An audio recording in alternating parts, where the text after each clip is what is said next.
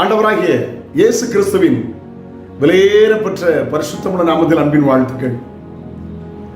உலகம் ஒரு கடல் போல, நம்முடைய வாழ்க்கை ஒரு படகு போல. வருகிற கொந்தளிப்புகள், கடன் பிரச்சனை, பிள்ளைகள் பிரச்சனை, தேவைகள் ஒரு அலை கொந்தளிப்பை போல.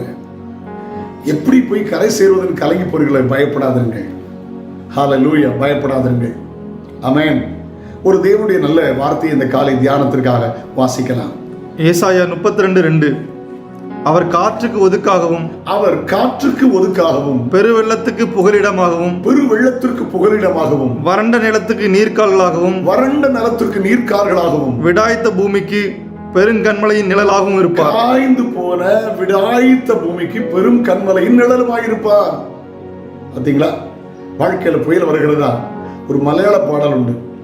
அக்கறைக்கு யாத்திரை செய்யும் சீயோன் சஞ்சாரி, ஓழங்கள் கண்டு நீ பயப்படேண்டாம், காற்றையும் கடலையும் நேர்ந்திருப்பான் கலையுள்ளோன் படகில் உண்டே. அந்த பக்கத்துல பிரயாணம் பண்ணுகிற சீயோன் வாசியே, ஹல்லேலூயா, ஆழங்களை கண்டு நீ பயப்படாத, காற்றையும் கடலையும் நியாயந்திருக்கிற ஒரு கர்த்தர் இருக்கிறார் என்ற அருமையான ஒரு பாடல், எனக்கு பிடித்த பாடல். நேற்று கூட ஒரு ஊழியத்தில் அதை இந்த பாடலை நான் பாடி ஆண்டவர் நாமத்தை மகிமைப்படுத்தினேன். கர்த்தருக்கு ஸ்தோத்திரம். என்னை கவனிக்க அன்போடு கேட்கிறேன். ஹல்லேலூயா. சீசர்கள் படகில் இயேசு படுத்திருக்கிறார், அவர் நிம்மதியா தூங்கி கொண்டிருக்கிறார். ஆனால் காற்றும் கடலும் அலையும் கண்டபோது பயந்து எழுப்பினார்கள். அவர் நிம்மதியா தூங்குறாரு. ஆனா இவங்களுக்கு அந்த நம்பிக்கை இல்லை. இயேசு பார்த்துக் கொள்வார் நம்பிக்கை இல்லை. சீசர்கள் தான், இயேசுவை பின்பற்றவர்கள் தான், இயேசுவை நம்பி வந்தவர்கள் தான். ஆனா சூழ்நிலையை பார்த்து விட்டார்கள். சூழ்நிலையை பார்த்து சோர்ந்து போகாதீர்கள். ஹல்லேலூயா. சூழ்நிலையை மாற்றுகிற இயேசுவை பாருங்கள். சூழ்நிலை தலைகளாய் மாறும். ஹல்லேலூயா. ஒரு முறை ஒரு பெரிய கப்பல் பயணமாய் கொண்டிருந்தது. அது ஒரு ஆடம்பர கப்பல். அந்த முறை தன்னுடைய மனைவி பிள்ளைகளோடு கேப்டன் வந்திருந்தார். எதிர்பாராதமாய் ராத்திரி எல்லாரும் தூங்கி கொண்டிருக்கிறார்கள். நான் 2 முறை கப்பல் பயணம் பண்ணியிருக்கிறேன், ஒரு இரவு முழுவதும்.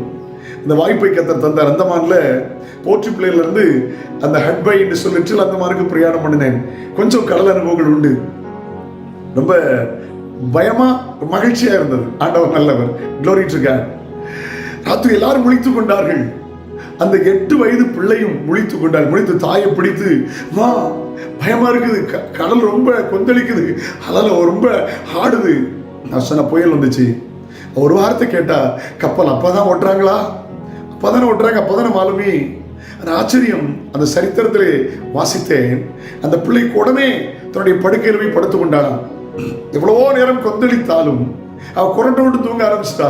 ஏன் தெரியுமா? எங்க அப்பா டிரைவ் பண்றாங்க. ஹல்லேலூயா. உங்களை நடத்துகிறவர்கள் பரம தகப்பன் இயேசு. நாம் அல்ல, அவர் பத்திரமாய் கரை கொண்டு போய் சேர்ப்பார். காற்றை இறையாதை கடலை அமைதியாயிருந்து சொர அவர் உண்மை உள்ள தேவன். இன்றைக்கு உயிரோடு இருக்கிறார். கலங்காதிருங்கள், அவர்களை கரை கொண்டு போய் சேர்ப்பார். அக்கறையாய் கரை சேர்ப்பார். அந்த இயேசுவை சார்ந்து கொள்ளுங்கள், நம்புங்கள், பயப்படாதிருங்கள். காற்றுக்கு ஒதுக்காயிருப்பார், பெரும் கண்மலைக்கு அவர் ஒதுக்காயிருப்பார். ஹல்லேலூயா. விடாய்த்த பூமிக்கு நிழலாயிருப்பார். கர்த்தருக்கு ஸ்தோத்திரம். அந்த இயேசுவை சார்ந்து கொள்ளுங்கள். ஜெபிக்கலாமா? தகப்பனே, பிள்ளைகள் ஆசீர்வதியும். ஆண்டவரே, உமக்கு நன்றி அப்பா. எல்லா பயங்களையும் எடுத்து போடும். பயமற்ற ஒரு வாழ்க்கை வாழ இயேசப்பா உதவி செய்யும். இயேசுவின் நாமத்தில் ஜெபம் கேளும் பிதாவே. ஆமென், ஆமென், ஆமென். God bless you. நாளை உங்களை சந்திக்கிறேன்.